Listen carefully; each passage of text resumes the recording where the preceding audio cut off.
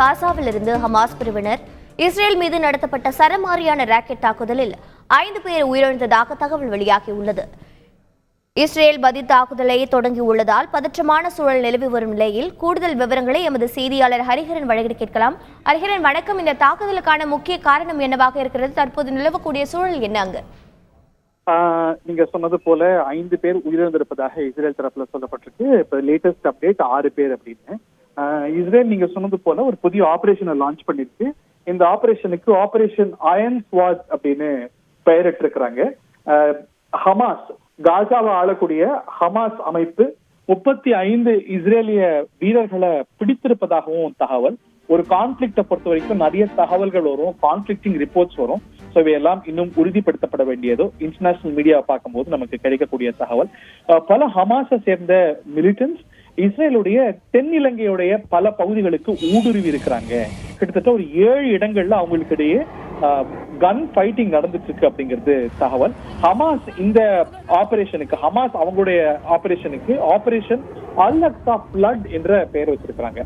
அல் அக்ஸா என்பது ஜெருசலம் நகரத்துல இருக்கு. ஜெருசலம் இஸ்ரேல் தன்னுடைய தலைநகர் என்று கருதுகிறது. ஜெருசலம்ல இருக்கக்கூடியது 3 மதங்களுக்கும் புனிதமான சின்னம். அதுல டெம்பிள் மவுண்டன் சொல்லக்கூடிய பகுதியில தான் இஸ்லாமியர்களுடைய 3வது புனித தலம் இருக்கு. அது அல் அக்ஸா என்று சொல்றாங்க. இந்த அல் அக்ஸா மாஸ்க் இருக்கு. அதனால அதை காப்பாற்றணும், அல் அக்ஸா ஃப்ளட் அப்படின்னு ஹமாஸ் பெயரிட்டு இருக்கிறது. இஸ்ரேல் தன்னுடைய ஆபரேஷனுக்கு ஆபரேஷன் அயன் ஸ்வாட் என்று பெயரிட்டிருக்கிறது.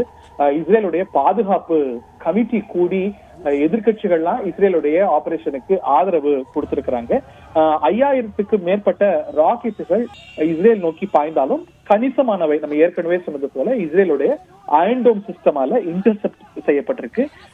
வழக்கமா இஸ்லாமிக் ஜிஹாத், பலஸ்தீனின் இஸ்லாமிக் ஜிஹாத் சின்ன சின்ன ராக்கெட் தாக்குதல்கள் நடத்தும், அதற்கு பதிலடி கொடுக்கும், காசா மீது தாக்குதல் நடத்தும். ஆனா இப்போ இஸ்ரேலுடைய முக்கிய நகரங்கள் தென் இஸ்ரேலை தாண்டி காசாவுக்கும் இஸ்ரேலுக்குமான தென் இலங்கையை தாண்டி இஸ்ரேலுடைய மைய நகரங்களிலும் கூட முக்கியமான தாக்குதல்கள் நடைபெற்று வருவதாகவும் இஸ்ரேல் அடுத்த கட்ட நடவடிக்கைகள் என்ன அப்படிங்கிறது குறித்து இஸ்ரேலுடைய பாதுகாப்பு கமிட்டி கூடி பேசி வருகிறது. ஒரு போர் சூழல் என்று இஸ்ரேல் அறிவித்திருக்கிறது. மக்களை கவனத்தோடு இருக்கணும் அப்படின்னு சொல்லியிருக்கிறது. 6 பேர் கொல்லப்பட்டிருக்காங்க அப்படின்னும் இஸ்ரேல் மீது நடத்தப்பட்ட தாக்குதல்கள்ல 200 பேர் தாக்குதலுக்கு உள்ளாகி காயங்கள் அடைந்திருக்கிறாங்க அப்படின்னு சொல்லப்பட்டிருக்கு. ரிசர்வ் அழைக்கப்பட்டிருக்கிறாங்க. இஸ்ரேலுடைய ராணுவம் அப்படின்னு பாத்தீங்கன்னா மற்ற நாட்டு ராணுவங்களோட வித்தியாசமானது. நம்ம நாட்டுல ராணுவம் இருக்கும், ராணுவ வீரர்கள் இருப்பாங்க. இஸ்ரேல்ல ஒட்டுமொத்த மக்கள் தொகையும் அதுல கணிசமானவர்கள் ராணுவ வீரர்கள்.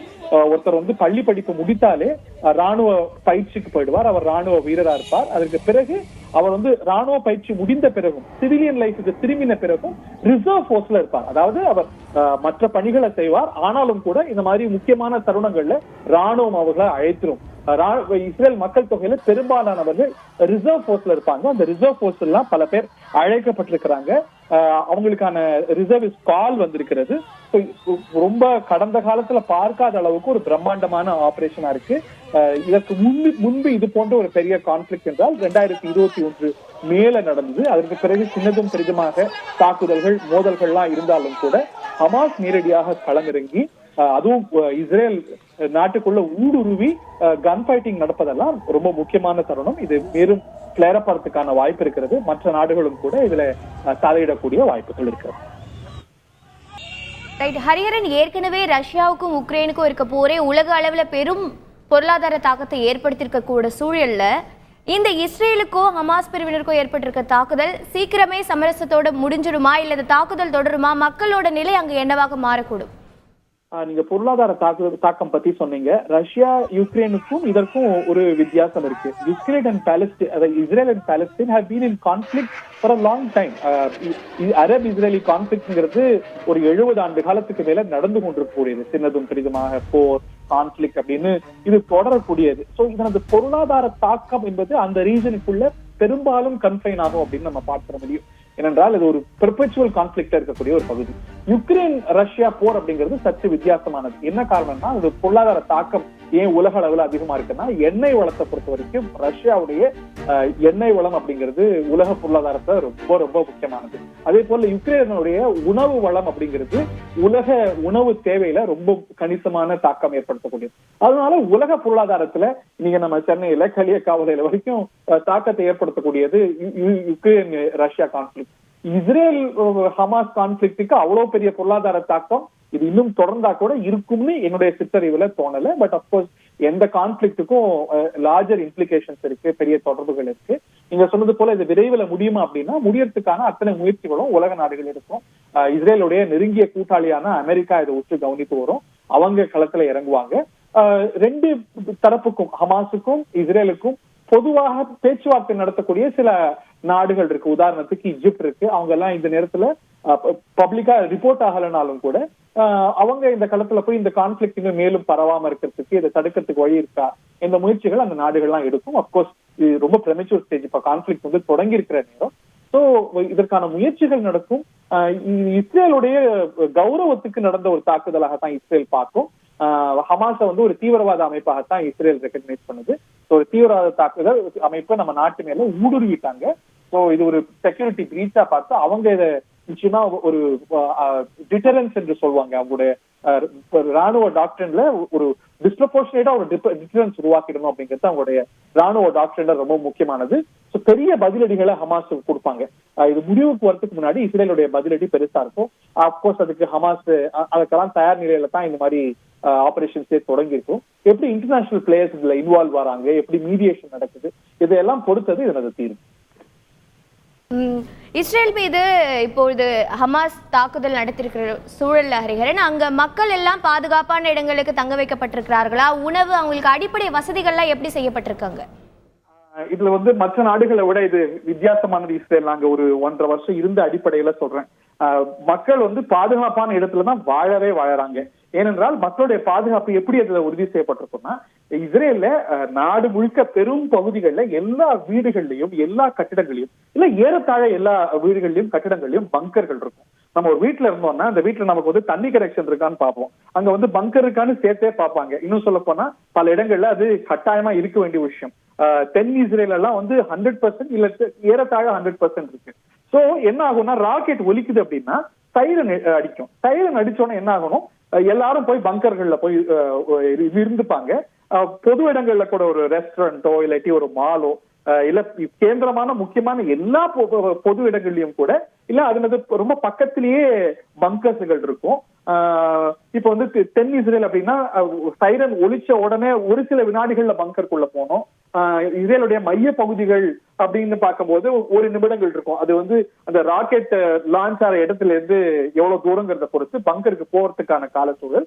சோ பங்கர்கள் எல்லா வீடுகள்லயும் எல்லா அமைப்புகள்லயும் இருக்கும். சோ பாதுகாப்பான இடங்கள் அப்படின்னு கேட்டா பாதுகாப்பான இடங்கள் நாடு முழுக்க இருக்கு. இன்னொன்னு நம்ம ஏற்கனவே குறிப்பிட்டது போல இந்த கான்ஃபிளிக்ட் பர்பச்சுவல். அதனால இஸ்ரேல்ல ராக்கெட்டுகளை எதிர்கொள்றதுக்கு வேற எந்த நாட்டிலும் இல்லாத ஒரு டெக்னாலஜி இருக்கு. அதாவது அமெரிக்காலையும் இஸ்ரேலையும் தான் இருக்கு. அமெரிக்கால அது பயன்படாது, இஸ்ரேல்ல அனுதினமும் பயன்படும். அயன் டோம் டெக்னாலஜி. அதாவது ஹமாஸ் வந்து ராக்கெட் விட்டதென்றால் ஒரு 100 ராக்கெட் விட்டதென்றால் இஸ்ரேலுடைய அயன் டோம் டெக்னாலஜி என்ன பண்ணும்னா வர்ற ராக்கெட்டை அந்த ட்ராஜெக்டரிய பார்த்து வானத்திலேயே சுட்டு வீழ்த்திடும். ஒரு 100 ராக்கெட் அவங்க அடிச்சாங்கன்னா கிட்டத்தட்ட 90-95 ராக்கெட்டை வந்து அயன் டோம் சிஸ்டம் வீழ்த்திடும். அதையும் தாண்டி ஒரு லேசர் ப்ரிசைஸ் டெக்னாலஜி எல்லாம் கொண்டு வந்திருக்கிறாங்க. பழைய சில டெக்னாலஜிகள் இருக்கு. சோ வரக்கூடிய ஒரு பெரும்பாலான 5000 ராக்கெட் ஏவிருக்காங்கன்னு பாக்குறோம். 5000 ராக்கெட் விழுந்திருக்காது. ஏன்னா 5000 ராக்கெட்ல 90% மேல அயன் டோம் இன்டர்செப்ட் பண்ணி வானத்திலேயே அழிச்சிடும். அது மீறி விழக்கூடிய ராக்கெட்டுகள்ல இருந்து பாதுகாக்கிறதுக்கு தான் பங்கர்கள் கட்டப்பட்டிருக்கு. சோ மற்ற நாடுகளை காட்டிலும் இந்த மாதிரியான தாக்குதல்கள்ல இருந்து தற்காப்பு அமைப்பு என்பது இஸ்ரேல் பகுதிகளில் அதிகம். இஸ்ரேல் பதில் தாக்குதல் ஹமாஸ் மேல நிச்சயமா நடத்தும். அங்க வந்து காசா பகுதி அப்படிங்கிறது ரொம்ப ஏழ்மை நிறைந்த ஒரு பகுதி, ஒரு சிறிய பகுதி. கிட்டத்தட்ட 20 லட்சம் பேர் வாழறாங்க. ஏழ்மை அதிகரித்திருக்கு. சோ அங்க பதில் தாக்குதல் இஸ்ரேல் நடத்தும் போது காசால உயிரிழப்புகள் நிறைய இருக்கும். இப்ப நீங்க அதான் பாக்குறீங்க, 5000 ராக்கெட்டுகள் தாக்கி இருக்குன்னா 6 பேர் தான் இறந்திருக்கிறாங்க அப்படின்னா அந்த அளவுக்கு அதனது தற்காப்பு அமைப்பு. அதனது டிஃபென்ஸ் சிஸ்டம் என்பது இருக்கிறது.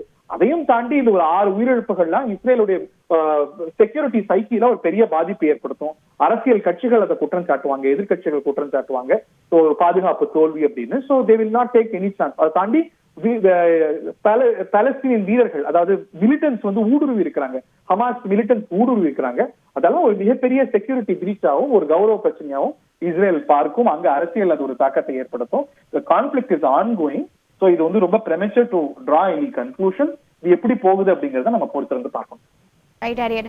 இப்போ பல நாடுகள் வந்து இஸ்ரேல் தரப்புக்கு சப்போர்ட் பண்ற மாதிரி இந்தியா தரப்புல இருந்து ஏதேனும் கருத்து இந்த மோதல் குறித்து ஏதேனும் தெரிவிக்கப்பட்டிருக்குதா? அது குறித்து ஏதாவது எதிர்பார்க்கலாமா இந்தியா தரப்புல இருந்து? இப்போ அதை நம்ம ஃபாலோ பண்ணல. இந்தியாவை பொறுத்த வரைக்கும் இந்தியாவுக்கு வந்து 1991 வரைக்கும் ஒரு ப்ரோ பாலஸ்தீனியன் பாலிசி, அது வரைக்கும் நம்ம இஸ்ரேலை வந்து அங்கீகரிச்சிருந்தோமே தவிர அவங்களோட ராஜாங்க உறவு இல்லை. 91 நரசிம்மராவ் ஆட்சி காலத்துலதான் நமக்கு வந்து இஸ்ரேலோட ராஜாங்க உறவே ஏற்பட்டது. அதற்கு பிறகும் கூட இந்த மாதிரி இஸ்ரேல் பாலஸ்தீனியன் கான்ஃபிளிக்ட்ல 2015 வரைக்கும் என்ன நடந்தாலும் ரொம்ப ஆழமா இஸ்ரேல் வந்து பாலஸ்தீனத்தை தான் இந்தியா ஆதரிச்சு வந்திருக்கு சர்வதேச அமைப்புகள்ல. 2015 நரேந்திர மோடி ஆட்சி காலத்துக்கு பிறகு ஒரு ப்ரோ இஸ்ரேல் ஸ்லாண்ட் இருந்தாலும் கூட இந்தியா நடுநிலை தான் வச்சிருக்கு. இந்த மாதிரி ஒரு கான்ஃபிளிக்ட்ல இஸ்ரேல் பக்கம் ரொம்ப ஸ்ட்ராங்கா நின்னது இல்ல. ஒரு ரெசல்யூஷன் இன்டர்நேஷனல் போரால வந்தாலும் கூட யூஎன்ல வந்து இஸ்ரேலுக்கு எதிரான தீர்மானம் வந்தா நரேந்திர மோடி ஆட்சியில என்ன மாறி இருக்கு அப்படின்னா, அவங்க முன்னாடி பாலஸ்தீனத்துக்கு ஆதரவாகவும் இஸ்ரேலுக்கு எதிராகவும் என்ன நடந்தாலும் ஓட்டு போடுவாங்க. 15க்கு அப்புறம் நியூட்ரலிட்டி வைக்கிறாங்க. ஒரு சில ரெசல்யூஷன்ல பாலஸ்தீனின் பக்கம் நம்ம நின்னது உண்டு. இஸ்ரேலுக்கு ஆதரவா நம்ம ஓட்டளிச்சது கிடையாது. சோ ரொம்ப ஒரு இந்தியா ரெஸ்பாண்ட் பண்ணிச்சா நம்ம இது வரைக்கும் பார்க்கல. Very sorry, I have not followed that part. எந்த யூகம் அப்படியே பண்ணாலும் கூட இதை வந்து முடிவுக்கு கொண்டு வரணும், மேலும் வந்து எஸ்கலேட் பண்ணக்கூடாதுன்னு ஒரு பொதுவா ஒரு ஸ்டேட்மெண்ட் கொடுப்பாங்களே தவிர இஸ்ரேலை ஆதரிச்சோ இல்ல பாலஸ்தீனத்தை ஆதரிச்சோ, அதாவது ஹமாஸ கண்டிப்பா ஆதரிக்க மாட்டாங்க. We don't have diplomatic relations with. இதை வந்து தீர்வுக்கு கொண்டு வரணும் அப்படிங்கிறது இந்தியாவுடைய ஸ்டேட்மெண்டா இருக்கிறதுக்கான வாய்ப்பு இருக்கு. இந்தியா வந்து ராமல்லாவோட பாலஸ்தீனியன் அத்தாரிட்டியோட தான் உறவு கொண்டிருக்கும். இந்தியா வந்து இதுல ஒரு பக்கசார்பு எடுக்கும் வெளிப்படையா அப்படின்னு எனக்கு தோணுது. இணைப்பில் வந்து உங்கள் தகவல்களை பகிர்ந்ததற்கு மிக்க நன்றி ஹரிஹரன்.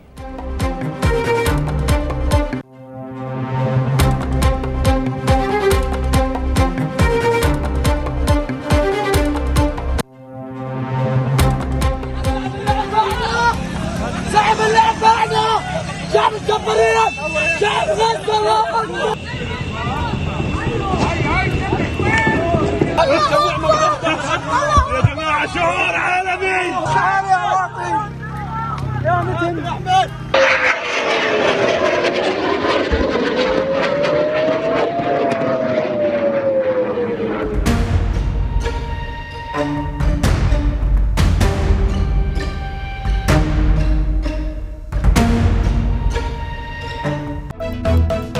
செய்திகளை உடனுக்குடன் தெரிந்து கொள்ள உடனே சப்ஸ்கிரைப் பண்ணுங்க.